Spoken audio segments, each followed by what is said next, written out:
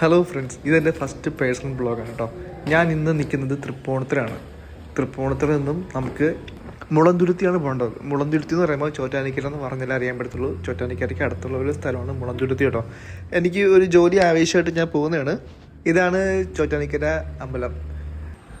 തൃപ്പൂണിത്തുറ നിന്നും പിറവം ബസ് കാണും. ആ ബസ് കയറിയാൽ നമുക്ക് നേരെ ചോറ്റാനിക്കര വഴി മുളന്തുരുത്തി ഇറങ്ങാവുന്നതാണ്. ചോറ്റാനിക്കര നിന്നും മുളന്തുരുത്തി പോകാനായിട്ടെ മുന്നേ ഈ പാലം ഇല്ലായിരുന്നു. ഇപ്പം ഈ പാലത്തിൻ്റെ പണി കഴിഞ്ഞു ശേഷം നമുക്ക് ഈ പാലം വഴിയാണ് നേരെ മുളന്തുരുത്തി ഇറങ്ങുന്നത്. എന്താണെന്ന് വെച്ചാൽ ഇത് നേരെ താഴെയുള്ളത് ഒരു റെയിൽവേ ട്രാക്കാണ്. ഇവിടെ എപ്പോഴും ബ്ലോക്കാണ്. അതായത് ഒരു ട്രെയിൻ 2-3 ട്രാക്ക് ഉള്ളതുകൊണ്ട് ഈ ഒരു ട്രെയിൻ പോയി കഴിഞ്ഞാൽ അടുത്ത ട്രെയിൻ തിരിച്ചിങ്ങോട്ട് വരുന്നു. അതിൻ്റെ ഓപ്പോസിറ്റും അങ്ങോട്ടും ഇങ്ങോട്ടൊക്കെ ആയിട്ട് ട്രാക്കിൽ പോകുന്നുണ്ട്. രാവിലത്തെ മഴ തുടങ്ങി. ഇത് ഞാൻ നിൽക്കുന്നത് മുളന്തുരുത്തിയാണ്. ഓക്കെ, എൻ്റെ ഇവിടുത്തെ വർക്ക് കഴിഞ്ഞു. എനിക്ക് അടുത്ത് പോകേണ്ടത് പാലയാണ്.